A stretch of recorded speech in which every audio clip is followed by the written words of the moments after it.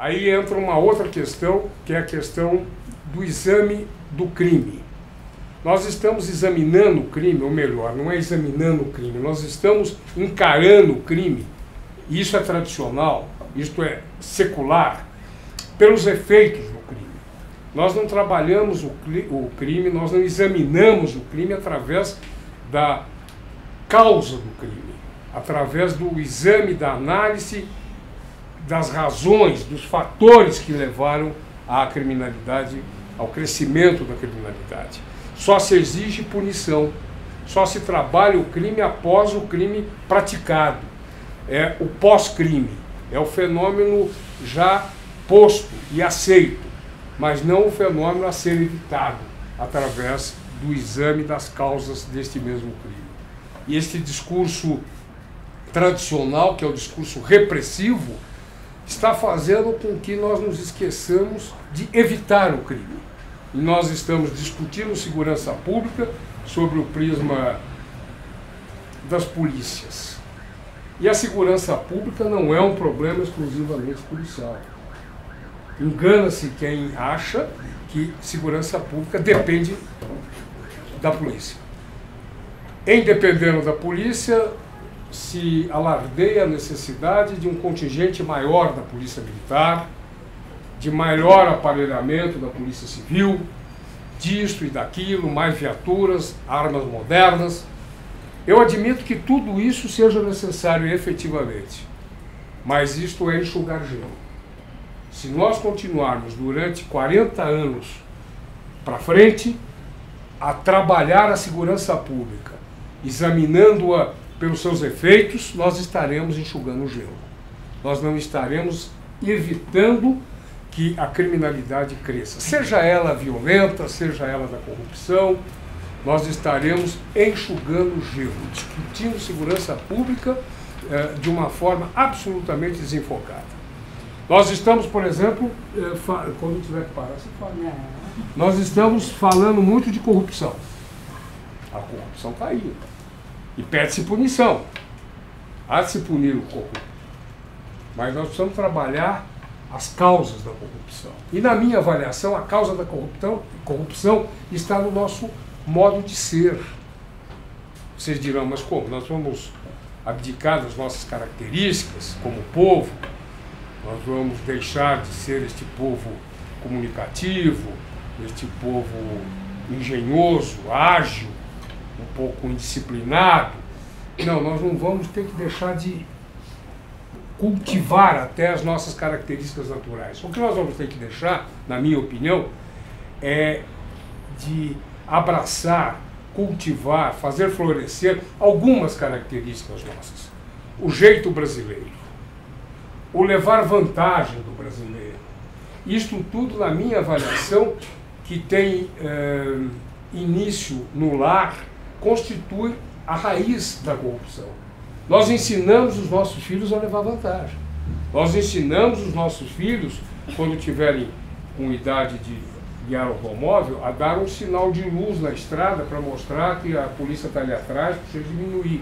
Nós ensinamos o menino a colar na escola, e todos nós colamos, isso é nosso. Nós ensinamos o menino a subornar numa fila de compra de algum ingresso para algum espetáculo, subornar alguém para passar na frente. E nós vamos criando esta cultura da desobediência, esta cultura anárquica, que é egoísta, que é a cultura que só pensa em si.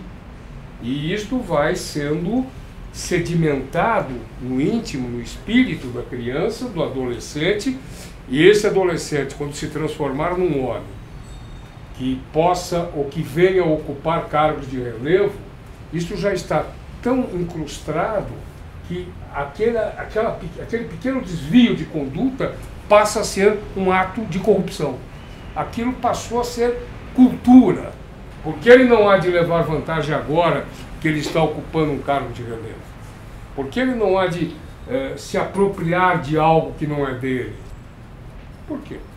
Ele não teve a contracultura a esta cultura do levar vantagem, a esta cultura da desobediência. Para mim, aí reside a raiz da corrupção Isso tem que ser examinado, isso tem que ser estudado por jurista, por sociólogo, por psicólogo, isso tem que ser visto de uma forma muito mais completa e mais proficiente do que esta que eu estou expondo, do que desta que eu estou expondo a vocês. Mas a verdade é que quando se fala em corrupção, só se fala em repressão à corrupção. Não se fala no combate às causas da corrupção. Quando se fala que o Estado tem que investir no sistema penitenciário, se fala que o Estado tem que investir na construção da prisão. Se fala que o Estado tem que investir na pena privativa de liberdade, mas não se fala que o Estado tem que investir na liberdade. E o Estado não investe na liberdade, o Estado investe na prisão, porque a prisão também, culturalmente, é tida como a única resposta possível ao crime. Esta cultura não vê outra resposta ao crime a não ser a cadeia, se esquecendo, inclusive aqueles que são os grandes apologistas da prisão, que um dia o homem preso virá para conviver novamente em liberdade. Mas a liberdade não teve, por parte do Estado, a atenção que deveria ter. Este homem não foi preparado para sair da cadeia e tornar-se um elemento útil à sociedade. Ele volta, inexoravelmente, ele volta para o crime. Se fez aí uma pesquisa na casa de detenção, quando ela existia, 75%, 80% daqueles que lá estavam eram reincidentes. Não no sentido técnico da reincidência, mas já haviam ocupado alguma cela, alguma cadeia do Estado de São Paulo. Essas questões todas, postas um pouco de forma desalinhavada e desorganizada, mostram o que eu gostaria de dizer concluindo. É preciso que nós abdiquemos desta mania cômoda de encarar o crime pelos seus efeitos e exigir, em face do crime, punição, e a punição ser exclusivamente a cadeia. É preciso que nós tentemos nos esforcemos para detectar as causas e os fatores criminosos. Segurança pública não terá nenhuma evolução enquanto nós não atacarmos as causas do crime. Para atacarmos as causas do crime, é preciso que haja um esforço, é preciso que haja vontade política por parte dos governantes e vontade por parte da sociedade de descobrir as razões, as várias razões que levam ao cometimento dos vários delitos que nos assustam e nos incomodam.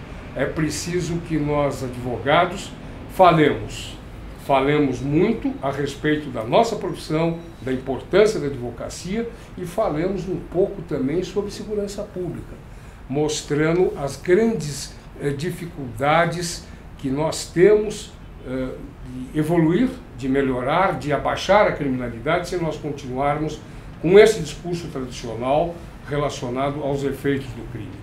É preciso que segurança pública venha a ser encarada como algo que, tal como nós conhecemos, chegou nos seus limites. Nós precisamos, por exemplo, só para terminar, nós precisamos, por exemplo, discutir a questão da Polícia Civil e da Polícia Militar.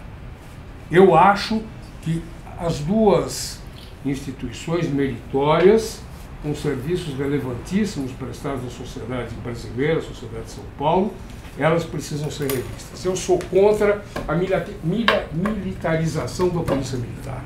Eu lamento que a Constituição de 88, uma Constituição democrática, tenha colocado a fórmula Polícia Militar é instituição, força auxiliar do Exército. Combater o crime é uma coisa, proteger a sociedade, dar segurança à sociedade, são coisas absolutamente diversas do que combater, guerrear, matar. Isso é função do Exército quando necessário for.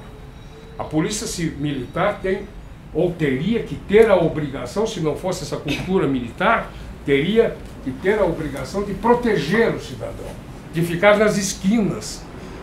Duplo papel com a sua presença física, o inibitório em relação ao crime e o de proteção à sociedade.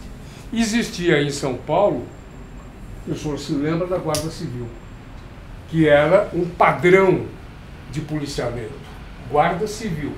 E a força pública, com caráter militar, aquartelada. Quando a força pública era requisitada, por necessidades de algum distúrbio coletivo, ela vinha à rua. Do contrário, era o guarda civil que atendia. O guarda civil tomava conta do trânsito, tomava conta das escolas, falava línguas, alguns deles. Era uma instituição. Com a Revolução de 64, com o golpe de 64, acabaram com a Guarda Civil. Tornaram a força pública, a polícia militar, como braço do Exército, como força auxiliar do Exército. E a Constituição de 88, infelizmente, manteve esta fórmula. E isso não é uma questão meramente semântica. Eles têm a cultura militar. Eles acham que fazer polícia é uma capta de minúcia. Eles gostariam de estar enfrentando, eles gostariam de estar no enfrentamento, seja lá com quem for. Eles não gostam deste papel de polícia preventiva. Tanto que nós temos no estado de São Paulo 100 mil integrantes da Polícia Militar, e se os senhores forem examinar agora, neste horário, quantos estão espalhados por aí, eu aposto como nós não temos nas ruas mais do que 10 mil homens no estado de São Paulo. Estão aquartelados, metade está descansando porque é o trabalho do turno, a outra metade está em férias, etc. E estão nos tribunais, estão servindo as secretarias de Estado, mas não estão fazendo polícia. Ou eles combatem, ou eles ficam em trabalho burocrático, porque, na verdade, eles entendem que policiar, prevenir, estar nas esquinas é uma capta de minúcia para eles, que constitui a força auxiliar do Exército. Eu acho que nós vamos repensar essa questão do militarismo da Polícia Militar. Eu acho que nós deveríamos pensar na municipalização das polícias. Nós temos um estado gigantesco, estou falando agora do estado de São Paulo, onde cada região constitui uma região com suas características próprias, seus problemas peculiares.